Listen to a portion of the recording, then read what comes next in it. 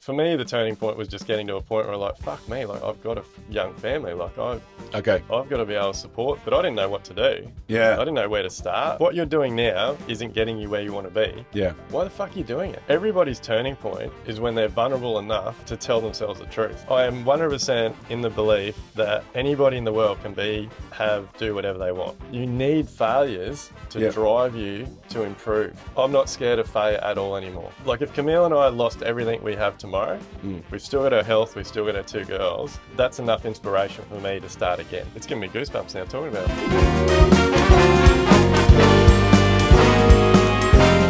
Action. That's my producer, Duayne. She's great. She rocks up and... What are you doing? She's not here. Oh, I struggle. I struggle. I struggle badly. Duayne Pearce, welcome to the Barrel Sauna for another Sauna Sessions with Shea. Thanks for joining us, mate, for round 2. No worries, mate. Good to be back.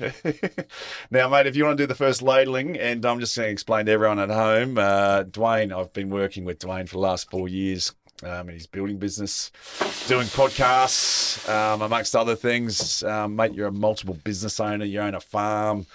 You've done an event this year. I wanted to get you back because you have ticked the boxes on many things that you had an idea for, a concept for, and then you just actioned straight out of the blocks. So, thanks for joining us, mate. No worries. It's been a good morning. Just got out of the ice bath. Yeah, how was that? You seem to be doing it a lot easier these days. It's just there was no heaving of the breath, straight in, turned red as a lobster. The bubbles started coming out of the pants.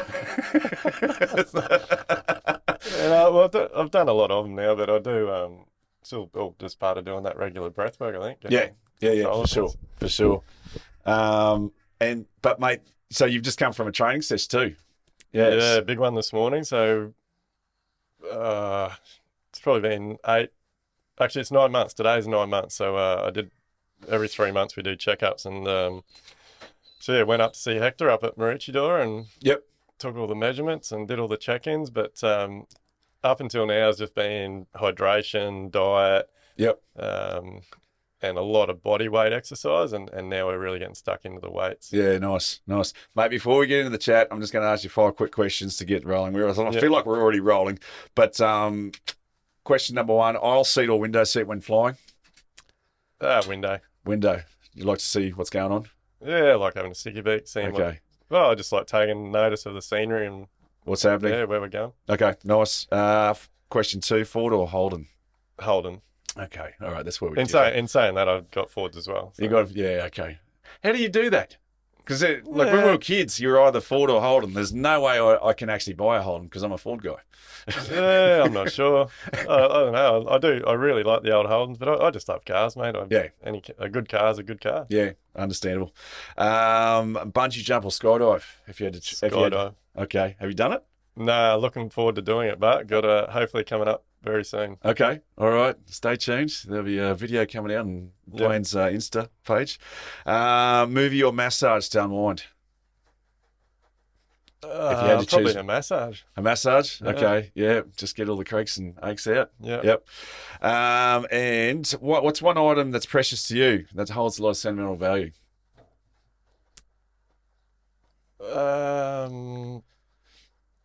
Mate, I'm not that type of person. I don't really... I know you're not materialistic in any way. Can be small, could be a stick, could be a rock. I don't really have... Your ring? Wedding ring? Oh, definitely my wedding ring. Yeah. But, yep. You're just not, in any way, there's nothing that... I don't know, maybe my wallet. Your wallet? Okay. I've always... this will sound really silly, but I always... I don't know why. I just had this, that being in my younger years, I had lots of wallets, and every time I got a new wallet, I would change girlfriends. Or something. How long's Camille been around for now? Or something would happen. So I was really funny about it, and so I actually have only changed my wallet in the last 6 months. I had the same wallet forever because I was like, holy shit, what if I change my wallet and Camille leaves? That's hilarious. Oh, that's an omen thing. Okay, but Camille's still there. 6 months later. Okay, so maybe the wallet's, it's changed. The I don't omen's know where changed. that even come from. Weird. So you literally break up with a girl, or would you buy a new wallet then break up with a girl? I don't know. And I don't even know where it come from or if it happened lots of times. I don't know. Just some silly thing. Would you have a photo of the girlfriend in the wallet? No, No. never been that. Never Okay. been that sort of Not person. that kind I of got guy. my kids. I've got photos of kids in the wallet. That's hilarious.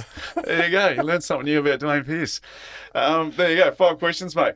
So yeah, let's get into it because mate, you've changed a lot of things. As you said, diet, just your makeup, and you're constantly learning through audio books. You're reading. You're doing things to constantly better yourself. We're going to talk about Kokoda a little bit because we're both going to, in Anzac Day next year, we're both going on this trip. I'm getting a little bit nervous doing it, but that's a good thing. We'll get into that. But, mate, what puts you on this journey to say, okay, I've got to change my diet. I've got to start exercising. I've got to do these things to better myself. Where'd that start?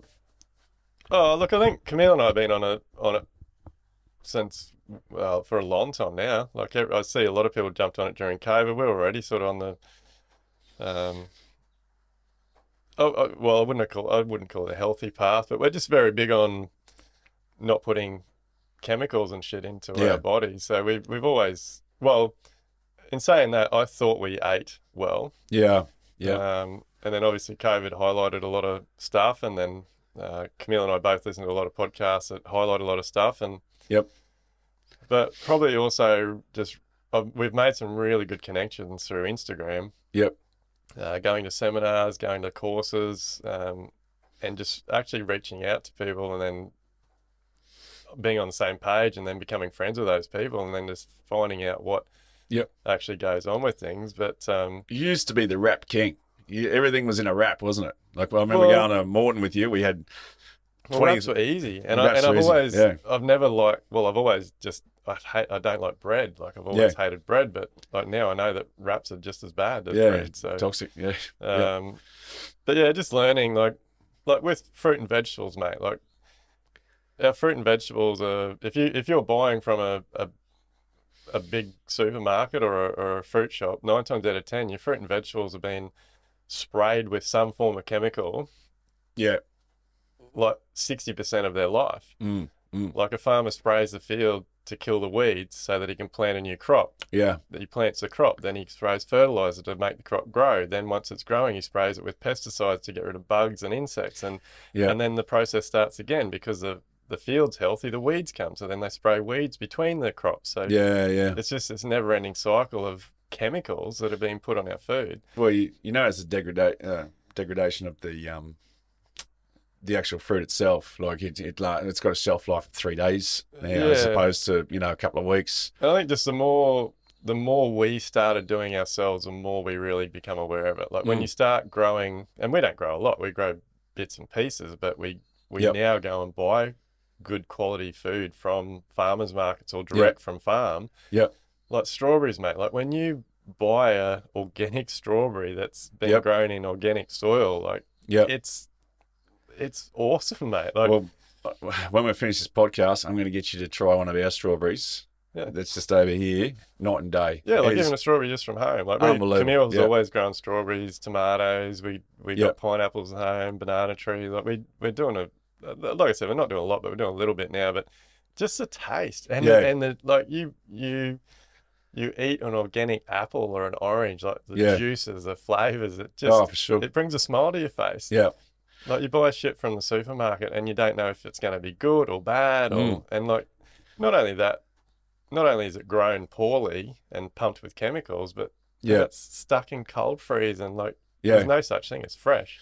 No, you're right. You actually get this electrical spark going through your body when you eat a really good piece of fruit or something that's just full of nutrients. The body says thank you. And so there's something to be said about that. But Sari just started making these strawberries, and I just bit into one, and it's like I came alive. Because what I was eating was so alive. It's what we're meant to be eating. And it's like it was like a slow just decline of you just got used to eating like just food that had no nutrients in it. It's lifeless. Exactly. Lifeless is a perfect description of it. But and then I think having our farm now for the last 3 years and like I wouldn't say, like, we're definitely no experts, but like we have gotten pretty serious with the cattle. Like we've done a Yeah. lot of courses, a lot of training, a lot of You like the Australian version of Clarkson's Farm, eh? oh, look, we're nowhere near that yet, but You're yeah, learning as you go, though. I would like to have someone follow me around because I have made a lot of fuck ups on the farm Yeah. that I just sit back on the excavator or whatever and laugh to myself. There's no one around, so no one has to know the difference. But we're pretty keen. Like we've been talking to a person at the moment. Like we're gonna in the near future. Like we plan on building a big food forest and but the cattle are the same. Like having our own cattle now, and like for the last 2 years, we've eaten all of our own meat, and Yep. just learning from getting a home butcher out to shoot the animal, dress the animal, store it in a cold room, Yep. and then cut it up, Yep. and hearing what gets done in butcher shops and like it's insane. Like for every 10 kilos of meat or mince or whatever, like they can get away with sort of 2 liters of blood mixed in water. Like Oh, right. Yeah. Yeah. just like the meat, when our meat, like you stick it in the fry pan Yeah. and it stays the same size, like it doesn't shrink because Yeah. everything's full of moisture. And I don't like, not that I've cooked you see some of those sausages from Coles or Woolworths. It almost ended up in like a stew because the amount of water shit in it. coming out of it, But even just and then they just shrink. yeah, but learning how, like I didn't understand why that was happening. Like, but even when you, like knowing what we know now, like even when you pay good money, you go to a good restaurant and you think you're eating or purchasing grass-fed meat. Yeah. Cattle only has to be finished on grass for the last 30 to 60 days to be classed as grass-fed. So what grain? The rest of its life, it could have been eating grain or That needs to been change. pumped up, and So again, are a lot of farmers doing that? So they're just feeding grain, and then the last 30 days to get that tick of approval, then they're out to pasture. yeah, well, a lot of cattle's the other way. It does eat grass for 3/4 of its life, but then the last 60 to 90 days they finish it on grain, and so a lot of the time that grain is genetically modified as well. Yeah. And so just like our fruit and vegetables, like the cattle are eating grain that's full of hormones, full of chemicals, full of shit that's bloating them and filling them full of moisture. Yeah, no, that doesn't make any sense at all. But mate, you're definitely becoming more self-sufficient with, like, Camille's making honey. We've got a bottle of honey out there. It's beautiful. You've given me some meat. It's just and it's like I've had it on the slow cooker. It's beautiful. So it's like you're really putting a stop to heading to Coles and Woolworths and the big players and doing it all yourself. So we're pretty passionate about it. We want to get more and more self-sufficient, but it's become more than just the health benefits, mate. Like we feel it, we see it. But, probably the biggest thing is it's exciting. Yeah. Like we get a real buzz out of it. Like Camille loves going down and harvesting her honey and talking to her bees and Well, I heard her talking about yesterday. She said, like, when the sun's at a certain angle, she can see them working. Just in the sunlight, and they're going for it 24/7, busy as a bee. So to be part of that and to set that up and and see what comes from it is I think it's exciting. I've always been fairly conscious of I thought I was of what I put in my body, but I think back to my younger days now as an apprentice and a contractor, like I didn't buy the ice breaks, but I bought the chocolate milks and the meat pies.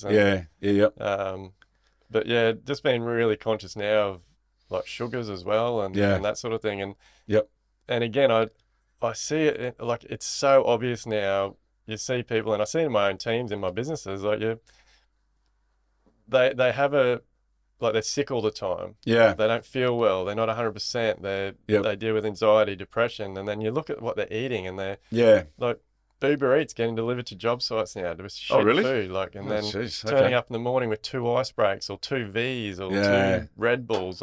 Did you ever get into the V or mother craze? No, never. Mate, I actually, to be honest, I've never had a mother. I've never had a V. Yeah. the only Red Bull I've probably ever had is in alcohol. Yeah, right.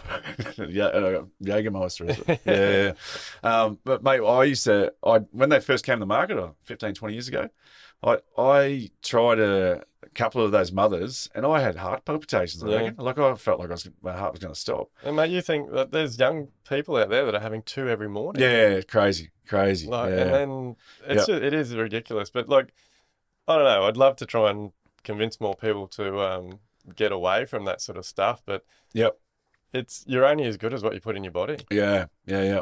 Like, Mate, so Uber Eats is becoming a thing on job sites now. oh yeah, People are getting Uber Eats for lunch, yeah, delivered. yeah. Okay. What happened to the pie van that used to come around? That's Yeah, well, yeah, not on, maybe still to large estates and things where there's a lot of people, but not to individual buildings. yeah. Mate, the other thing I want to get into about is you had this crazy idea to set up an event called the Level Up event. It was just an idea, and then you went full, 110% into it and just made it happen. We did it at the start of the year. I was super proud of you, mate, for I remember just standing back going, this is amazing, right? And the people that you've got there. So just for context, the people at home, Duayne had an idea about 2 years ago was that 2 years ago?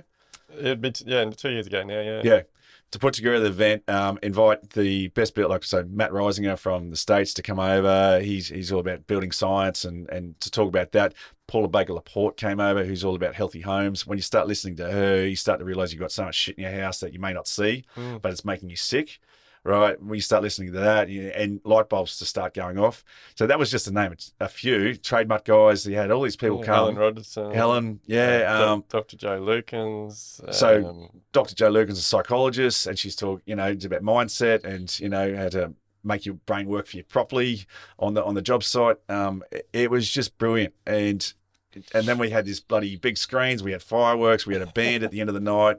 Like, there was no box that was unticked. Everything on that day, just for some, and we had little dramas here and there, but at the end of the day, it was just one of those events that you look back and you just got a big grin on your face, and you're just like, that was amazing. I still think back quite regularly now, mate, and I can't believe we pulled it off. Like, you're a big part of that. You and Camille put in a big effort. We had a lot of good people helping pull that together. The audio guys and the people we ended up getting on board to do it. Like, John and the team. Really good. But yeah, look, it's giving me goosebumps now talking about it. Like, sorry, mate. Just on it, like, I've been talking to a few builders about it, and some of their proudest moments was watching you with your kids.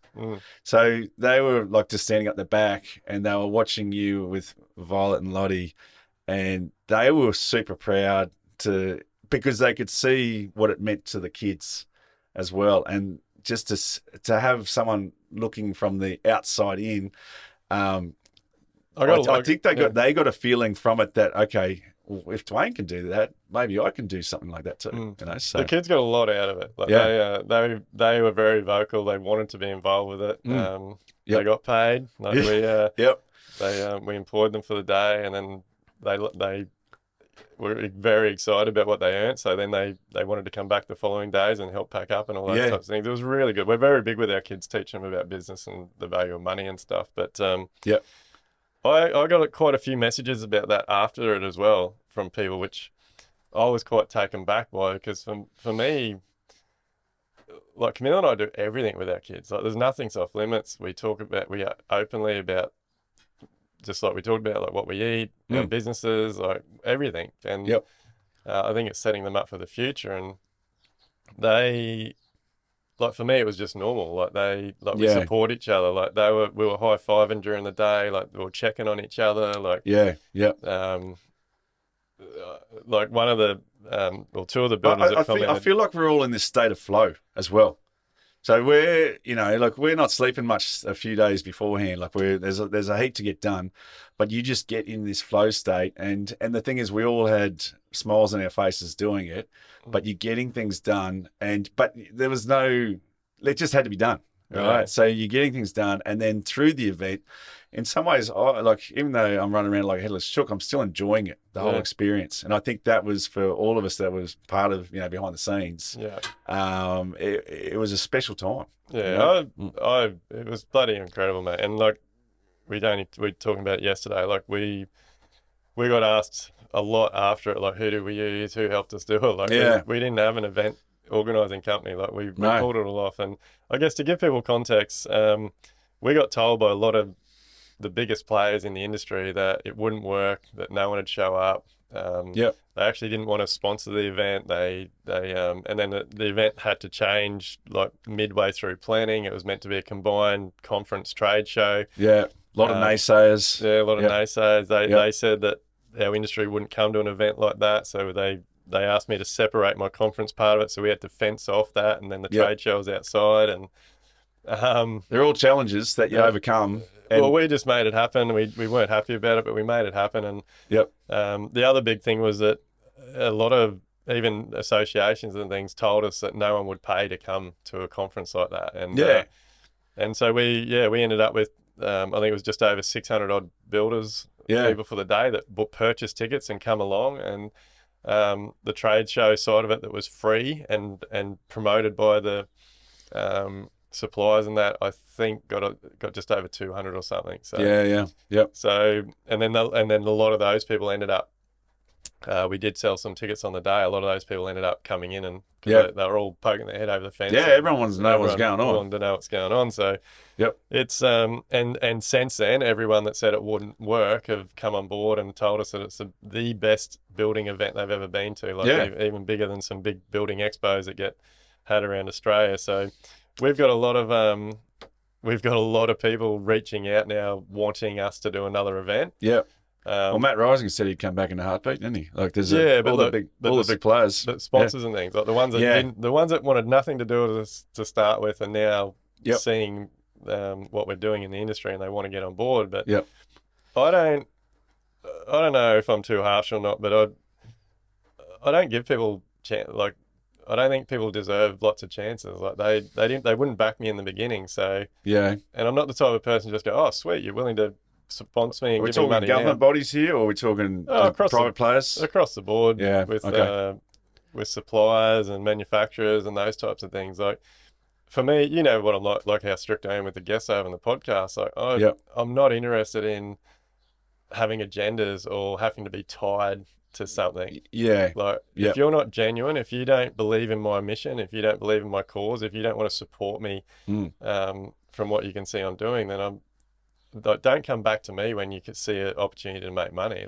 But you've obviously been in business for a long time now. Do you just get a gut feeling that person's probably just not the right person for you? And obviously, you know, some of them probably have lots of followers, or can really upset you up. I don't think that means anything to you anymore, does it? Like, it's literally if they've got a good heart and you can see that they're but in even in a situation like the event, you want a risk taker or someone to go, okay, look, this may go balls up, but I can see what you're trying to do, and I'm backing you. They're the people that you want on your team. I don't care about followers, mate. It's as you know, like when we started my podcast, we reached out to a lot of big suppliers, and the first thing they were all worried about was the number of followers we had. And they were prepared to. They didn't want to sponsor us. They didn't want anything to do with us. And then the people that they are sponsoring are delivering garbage information but it was all about the followers. And now that we've grown substantially, they're coming back, and I've knocked them back because I'm not interested in that. Like, I want genuine people that are in it for the right reasons. And my mission in life now is to create a new building industry. So for me to do that, I need genuine. I don't want people with agendas or company with agendas. I want genuine people that believe in what I'm doing and that are on the same page as me and want to change the industry for the better. Well, mate, I don't think we'd be working together if you weren't that genuine individual. If you had an agenda, because I think it's sort of, there's a small pool of people that there is no agenda, and they're fully coming at something with 110% authenticity.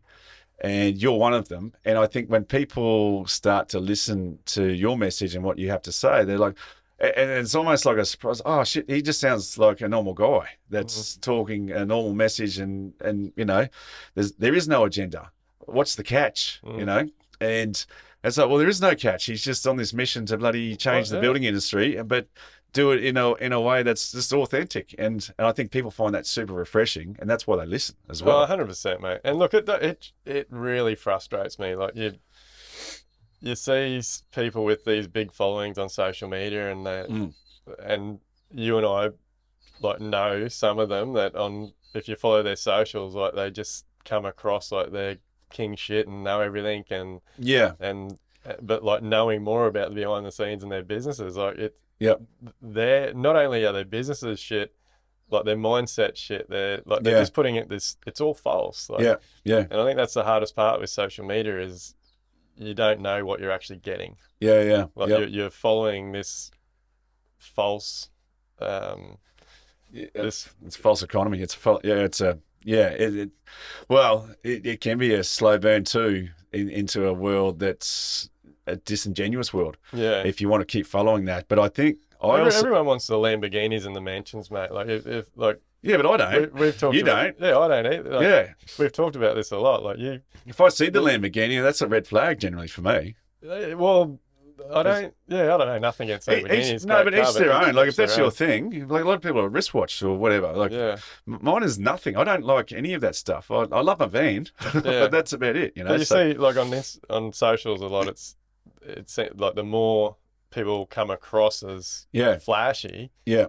the better. Like people think they're doing better and those types of things. And I think in some ways we're kind of lucky that we came into this digital space a little bit later. Like, can you imagine being born in 2005, 2010, and that's all you know? And like, because mate, when I was 12, 14, I had some ridiculous ideas on the world, and I was so short on self-esteem.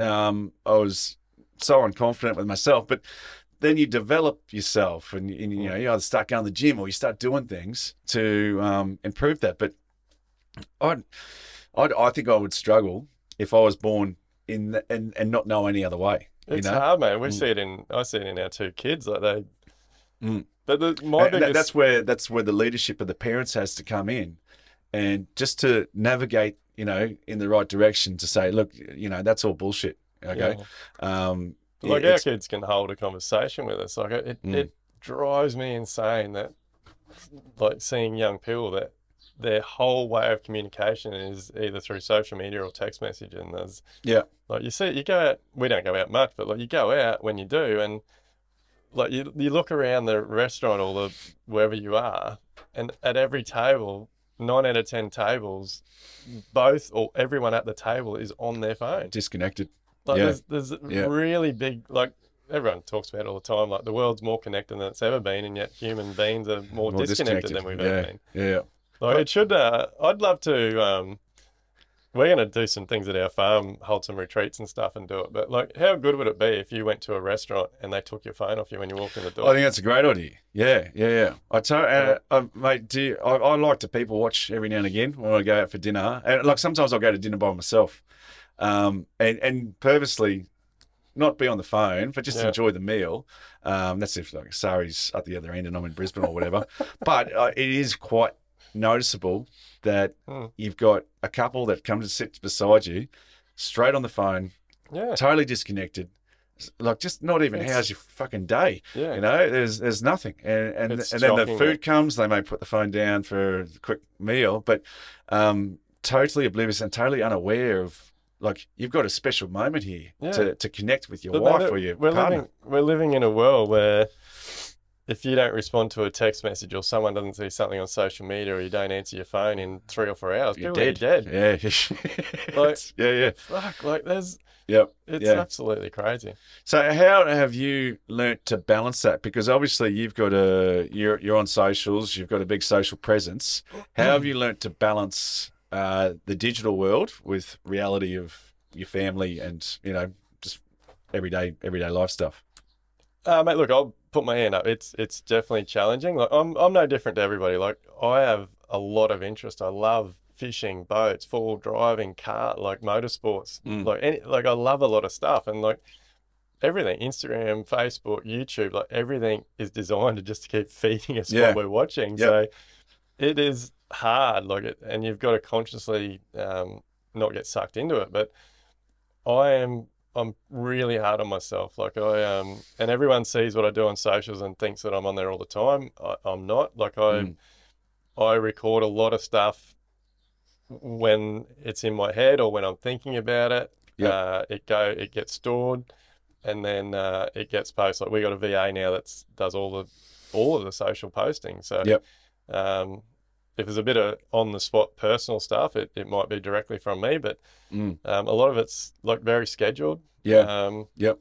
And again, that's like the amount of people that reach out to me and go, "Oh, mate, like that was perfect timing, that video." Like, man, like, Yep. and like I actually had one the other day, and he messaged me up, and we ended up, I know him, and we ended up having a phone conversation. I'm like, mate, that video was probably done 3 months ago. Yeah, right. Yeah. He's like, "Oh, well, mate, perfect timing releasing it. Like, I really hit a nerve for him then and there. So, but yeah. and probably the biggest thing, Shea, is I don't have any notifications. Like, and it pisses a few people off that that I work with. Like, I have none. Like, there is no buzzer. Switch them all off. Even like I have no ring. Like, my phone is silent. Yeah. I do not hear it buzzing. I do not hear it ringing. Yeah. I do not hear it binging or whatever it's doing. Yeah. So my phone a few times, like, so generally, like I complete a task, I get what I'm doing done, and then I'll check my phone. Then I'll move on to the next task. But for you to get a response from me on whether it's message, social media, WhatsApp, whatever, I've had to purposely go there, go through it and look at it. So generally 3 times a day, I'll look at Slack because we use that for a lot of our work stuff. I'll look at WhatsApp because we use that for work stuff. I'll have a quick flick through socials, respond to any messages. But it's taken a long time to get that structure, and I'm really glad I do because what are some of the solid rules you've got? Like no phones in the bedroom? No, mate, my phone doesn't even go upstairs. So my phone stays in our office. It goes nowhere else in the house. So it's not the first thing you pick up to start the day. Not the first thing I pick up. It's not the last thing I look at. I have to be in the office to look at it. Yeah. Okay. Right. So you've got some strict rules around it because if you actually don't stick to those rules, the algorithm will. It's like a cloud coming in. It'll just take over. And you'll be like, hang on, what the fuck? I've just been scrolling for 20 minutes. What the hell? Like, where did that 20 minutes go? Everyone uses excuses that they need an alarm and all that sort of shit. Like, mate, I've never been late in the mornings, and my body clock wakes me up when the sun comes up. So. Yeah, good to go. Yeah. Now, mate, one thing I want to talk to you about is like you're just a normal average shaman, just like everyone else. But at some stage in your journey, like you were the builder that would whinge and bitch about, it's everyone else's fault. Can you actually grasp when you decided I'm not going to do that anymore? And I'm actually just I'll try and find the solution as opposed to whinge and bitch because that's not getting me anywhere. Do you know when that started to creep in and you changed your whole mindset? It was around 2000. It was sometime between 2010 and 2014. I started this journey. Like up until then, it was I just did what had ingrained into me, mate. Like I took no responsibility for things. I blamed every person, every client, I just blame everything had an excuse.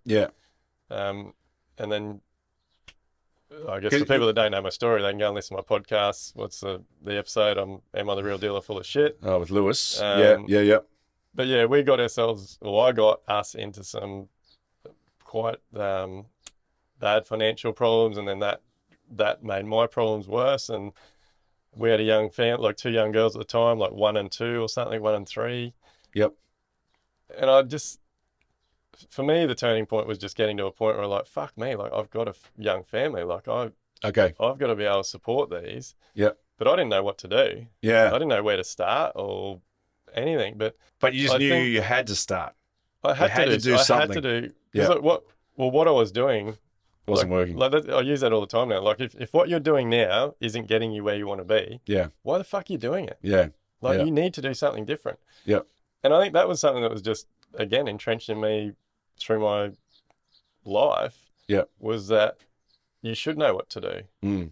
Whereas I learnt that it's okay to put your hand up and ask questions. And probably, I don't know, people ask me that question all the time, and I can't put one single thing on it. There's a lot of things, but you just got sick and tired of trudging through the mud. You were just but it was if I can, but it was me. Yeah. Like, that's the one thing, really. Yeah. Okay. That's you pinpointed. It's 100% Like, your it was a lot of responsibility. things, but at the end of the day, it was me. Yeah. Like, I was blaming people. I wasn't taking responsibility for myself. Mm. And actually, I wrote this down as a quote the other day that we'll put it on my socials. But the turning point. Well, this is answering your question, I guess. Like, everybody's turning point Mm. is when they're vulnerable enough Mm. to tell themselves the truth. Yeah. Okay. Good. I like that. Yep. And that, like, I do it a lot now. Like, I could be sitting on the end of my bed. I might be out in the yard playing with Walter, but So what was your truth in that moment? it's just me. Okay. All right. I'm not taking responsibility. I wasn't taking it, mate. I wasn't doing anything. Like, Yeah, everything right. else was someone else's fault. Yeah. And I Yeah. see there's so many people doing this. People doing it about their finances. They do it about their depression, their anxiety, about Yep. the situation they're in their life. Like, no one else can change your life except you. Yeah. Yeah. Like, you're the only person that can you're the only person that can take advice. Yep. I actually think it's the simplest thing. I am 100% in the belief that anybody in the world can do whatever they want. Yeah. Yeah. And because it's them, it's only them. Mm. And so many people get the opportunity to, like, you will add value to people. I will add value to people. Like, everyone has value to add at some level. Yep. And so whatever level you're at, you can go and get advice from the person that's where you want to be. Yeah. But Yeah. if you're closed-minded and stubborn and don't want to do anything with the information you're given, Yep. you'll always only stay where you're at. Yeah. And Yeah. I can't make you change. Like, No. you're the only one that can decide I need to do something differently. Yeah. Yeah. Yeah. And so, the turning point was just me, mate. Simple as that. And then from that, the flow-on effect from that is you change the people that you start hanging around. You're very wary of people that come in and because the other reason everyone at home that I like to get Duayne on is because it's good and well for us to sit here and talk about it, but you actually action it and you do it. And that's the next sort of question I want to get onto is how does your mindset work to go from an idea to actioning? Because I think a lot of people struggle. It's easy to come up with the idea. It's easy to get excited about the idea. It can be a lot harder to action what's going on. How do you do? Because proof's in the pudding, mate. You've got a successful building business. You've got a quoting company, Quotees. You've also got Live Like Build, which is kicking goals for builders around the world. So you've got all these companies and businesses set up. It's not by a fluke that they're all starting to really flourish and do well. Also, how does your mindset work to action those ideas? I've always been a very good delegator. Yeah. But Yep. some people like it, some people don't. But you can't do everything yourself. No. And so failure, everyone's scared of failure. Like, I'm scared of failure all the time. But, Yeah. like, most people let failure stop them. So, Yep. like, there is so many people in this world that I guarantee would have, like, game-changing ideas. Yeah. That would Yep. help humanity or help, like, whatever it is. But they're so scared of failure that idea just stays in their head. They've never done anything with it.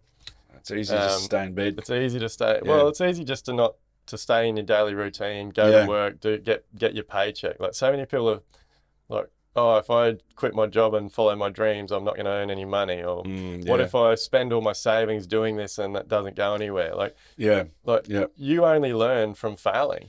Like even at school, like, if you did a test and you didn't get the score you want, the only way to improve that score was to work on what you failed on. Yeah. So it's the same in life. Like, you need failures to drive you to improve on things. So I'm not scared of failure at all anymore. Like, if Camille and I lost everything we have tomorrow, we've still got our health, we've still got our two girls. That's enough inspiration for me to start again. And the root cause there is just being grateful. And the best thing is, mate, that I would get it back. 100 times faster than what it's taken me to do it this time, because I know what I'm doing. You understand the process. Yeah. So my advice to people is just don't be afraid of failure. Like, but a big link in that would be systems and processes, like having structure. So you've got great structure across all these companies too, haven't you? I'm a big fan of systems and processes, but before the systems and processes made it, it still comes back to like there's a great book. I think the author's Dan Sullivan, like Who Not How. Yeah. Um, I've only listened to his book probably in the last 18 months or so, but I've been doing the Who Not How for 10 years. Yeah. Okay. So I don't the first thing, like every idea I have now, and again, a lot of this comes back to money. Like people don't want to spend the money. So sorry, who not how? Who can help me get to where I want to go? Not how to get there. Like it's Well, so many people have ideas, but they're so focused on how do I do it? yeah, yeah, yeah. Like how do I get the money? How do I sell it? How do I Yep. get it made? How do I build it? How do I sell it? Like how do I market it? Like Yep. how do I fund it? Yep. Like that is the second part of it. Like you need to figure out who. Yeah. Like who's going to help me fund Yeah, it? Who's yeah. going to help me make it? Who's going to help me sell it and market it? And then, Yep. yes, it might cost you some money to hire those people to do it. But if you spend money on the right consultants or employ whatever, VAs, admin, employ people to help you, Yep. but employ people that do what you need done, Yep. you can focus on growing the idea. Yeah. Yeah. I think that's where people go wrong. Like people, And you move with speed then as you well. move with speed. Things happen 10 times, 20 times, 100 times quicker. Yep. People get, and I think it's just, I don't know if it's an Australian thing or a global thing, but we're taught to just work our asses off and do everything ourselves, and like hard work will pay off. But Yeah. hard work just makes life harder. Yeah. Yeah. Like you need people to support you and help you. And like my big thing now with my builder training business for builders is I really help builders realize that there's no set structure for a building business. Like it is completely up to you to figure out what your role, like your ideal scenario looks like, and then structure your business around the roles and the tasks that you want to do. Because ultimately for a business to be successful, every single person in the business needs to be doing the role and the tasks that they're good at, that they like doing, and they want to get out of bed every morning for. Yeah. Yeah. If you, all the people you work for, aren't enjoying what they're doing, Yep. you're not going to have true success or freedom, because everyone's just pressing the snooze button every morning, and there's no motivation. Like, well, we're starting to see a blueprint for how you actually action things so quickly, right? There's probably a middle step there where, okay, you've come up with the seed idea. Do you then discuss with Camille and go, okay, is this actually doable? Do we have enough time? Are we going to be stressed because of it? Like, is there a stage where you talk with Camille about it, or is it? There's definitely a stage. It's definitely not the first one. Yeah. And do you find these? Where do you find these ideas come? Are you in the sauna? Are you bloody working out? Where do your creative juices flow from? Mate, for me now, I just see On the toilet? No, I don't. I'm not one of those people. That's for sure. No, mate, every day, like everything I'm doing while I'm driving, while I'm on site, like when I'm talking to people, all I'm doing is thinking about how can I improve it, how can I make it better. Okay. And generally the ideas come from that. But okay. So you got a sort of an umbrella sort of ideology that as long as I'm moving forward and as long as I'm getting 1% better every day, everything will flow from that. Yeah, but then also branching out, like using our strengths. So like, yes, we bought a farm, but the farm's a business, and yes, it's being run as a farm, but we've also bought that to branch out into the tourism industry, because we've done a lot of camping and touring and traveling over the years, and we've always said we can do this so much better. And so for me, where I'm at now with like everything is about creating experiences. So I want my employees to have a great experience. I want my teams to have great experience. I want my family and kids to have great experiences. I want people that come and stay at our properties to have great experience. I want builders that come to an event or a retreat to have a great experience. And so everything I do is focused on like, how do we do this better than other people? So people want to work for us. Clients want to build with us. Builders want to learn from me. And now we're branching out into the tourism space. Like, what do we do that will make people want to book out our accommodation? And is that kind of, you find the end goal with this cycle that's going through your head, what you're actioning forward is then you start giving back. You start, I don't know, either giving your time to help people achieve a great building business, giving to the people that need, the people that can't afford things, you're helping people, and then that flows back into, and it just keeps 100%. building this massive snowball. Yeah. Yeah. The better, like that's my biggest drive, mate. The better I do, the more people I can help. Yeah. So, Okay. Yep. But it's freedom. Like when you figure out your who's, not your hows, that gives you the time to give your brain space to work. Like our brains are like, I actually heard this on a podcast I listened to this morning, and it hit me. I use bathtubs for a lot of I've got a good bathtub analogy about global warming, but Right. that's for another podcast. But the like our brains are like bathtubs. Yeah. Yeah. Like when you put too much water in a bath, it overflows. Like, Yeah. and so we're taught just to keep filling our brains up, like keep learning. And Yeah. I see it so clearly now. Like that's what I was doing, and I was so bogged down with trying to remember so much stuff and learn so much stuff that I didn't give my brain space to Became hazy. develop and learn. Yeah, and everything was a blur. Whereas now, if I find my who's and I pass on the information they need so they can take over and manage it or run it or complete it, that frees my headspace up to focus on the next idea. Yeah.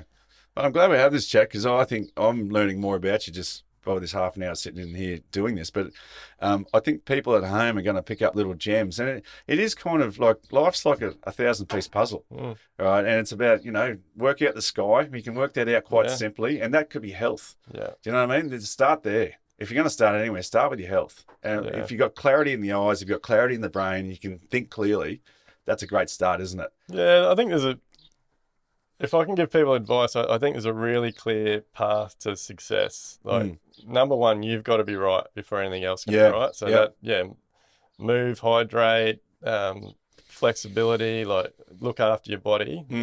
But most importantly, by doing that, it's going to look after your mental health. Yep. Number two is just... Sorry, do you drink anymore? Is there any...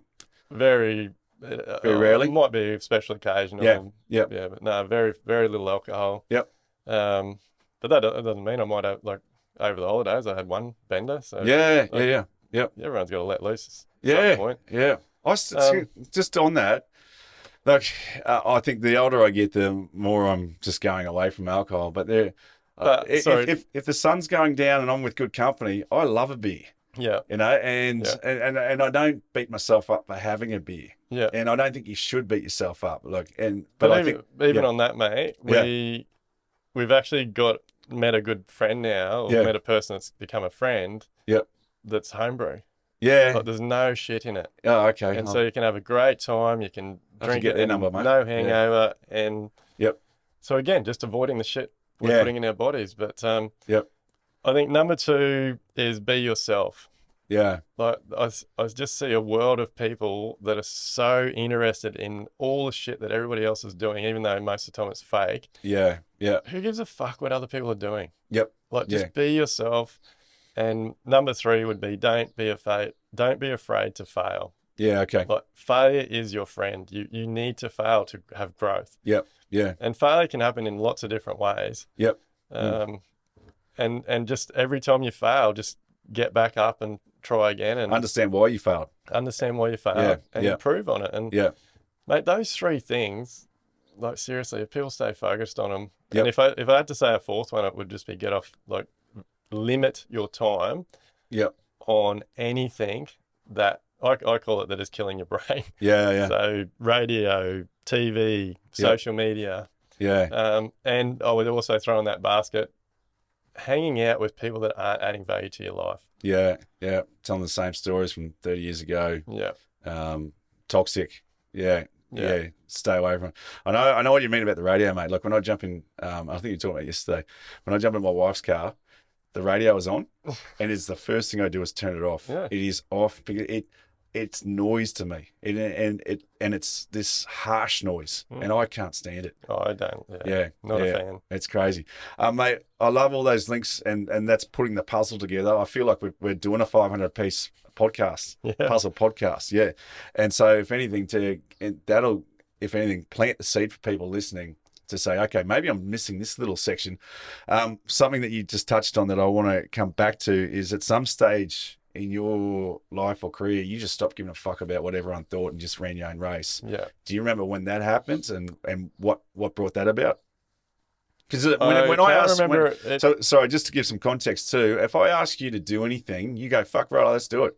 You have no shame, don't give a fuck, whatever it takes, let's just get it done. There's no filter towards, oh, what if people think I'm this or that? Like, you do not give a fuck.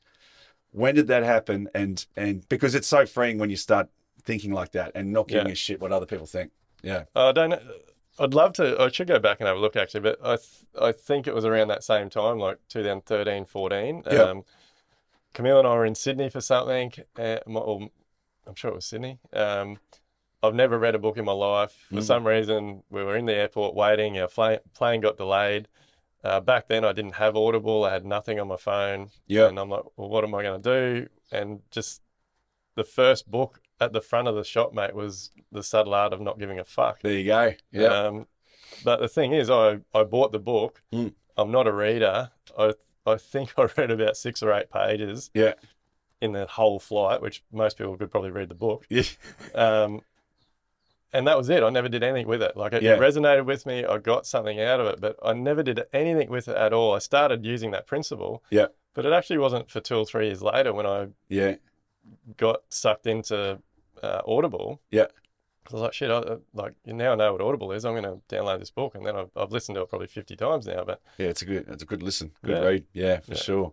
Yeah, because I think that's, and especially for, if you're 15, 16, you're just trying to find your feet, it can be hard to sort of navigate the gauntlet of social media, friends, status, all this, and not giving a fuck. Like, far out, to be a teenager and not give a shit what people think about you. Yeah. Very hard. Yeah. Well, we're now in our 40s. I find that I'm, sort of, my feet are starting to get planted. I'm always trying to learn and, and improve on things. But I think it frees up a lot of real estate when you stop giving a fuck what people think about you. Yeah, and definitely, mate. Because definitely. I think from a root cause too, that you're a good person, you're a kind person, you're a loving person, you're putting good things out into the atmosphere. So it's sort of, you can sleep well knowing that your base structure is good. You're not putting chemicals out there, toxicity. You're not that type of person. So I think from a base level, if people want to attack you, you're okay with that as well. Yeah, you know what I mean? Or the haters. I'm a big believer, mate, that everything works itself out in the wash. Yeah. So if you're talking shit and you're not walking the walk, like, I talk about it all the time. Like, I have a lot of integrity, and my biggest thing is that I practice what I preach. If I say something to someone, I tell someone to do something. Like, I won't tell someone to do something that I haven't done. Yeah. I won't. Like, I won't tell someone I'm going to do something and not do it. Like, I won't listen to like something and recommend something if I haven't tried it or done it or got something out of it. Like, and I feel like so many people are so concerned about what other people think. Like I said before, like, there's so many great ideas out there, but people are worried about what someone's going to think or that they're going to fail. So they sit on their hands and don't do anything with it. On your deathbed, like, who gives a fuck? Do it anyway. Yeah. The other great attribute, mate, that I've seen you do, that I think a lot of people can take away from this podcast, is your ability not to react and come to someone else's level.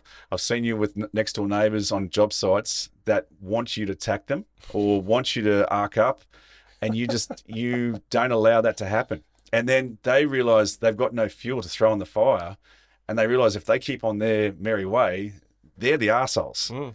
Right? So it's like, well, if he's not giving me anything to fight against, maybe he's not a bad guy. Maybe we can work together. But what's it going to achieve, mate? Like, spot on. Yeah. I got no time for. I got no time for bullshit. Yeah. Like, and in traffic, there's no reacting to someone doing, like, you don't know but you also don't know what that person's going through. So it's why would I ruin my day getting frustrated about something that I can't do anything about? But I think, for me, I tell Camille and the girls this all the time. Like, just be the better person. Like, don't lower yourself to someone else's level. Like, don't get involved in cat fights and arguments and all that shit. Like, just, like, I think with that neighbour thing, like, I'm the first one to put my hand up if something's wrong, and not only if I've done something wrong, if my business, my team, someone's done something wrong, like I will. Yeah.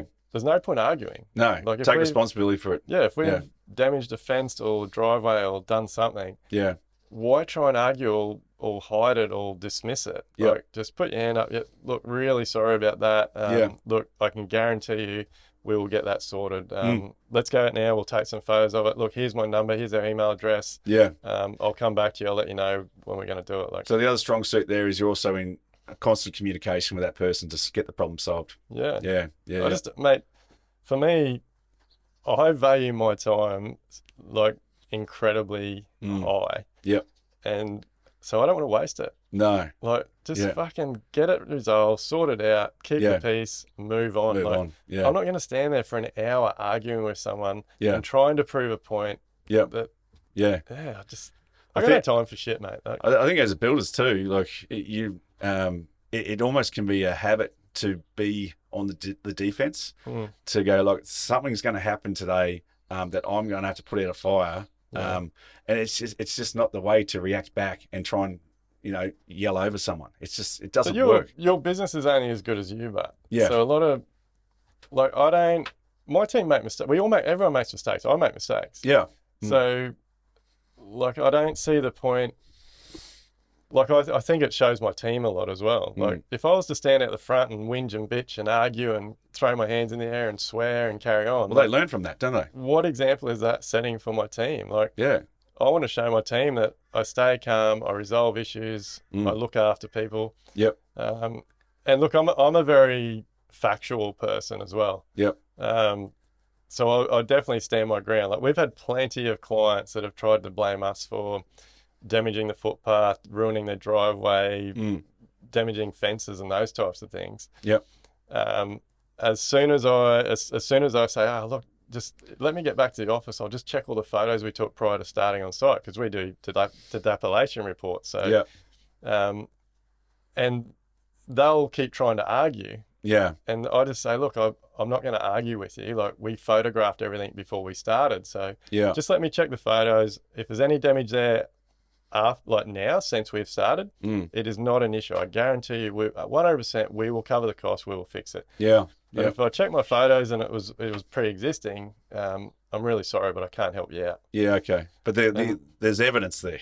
Yeah. So Yeah. like I said, I'm really factual. And look, if we didn't have a photo of something, or a particular area or something they were arguing about, I would investigate it and make sure that they weren't trying to have us on, because a lot of people do. Yep. And that's happened a lot. But if I can't prove that we didn't do it, then I'll fix it.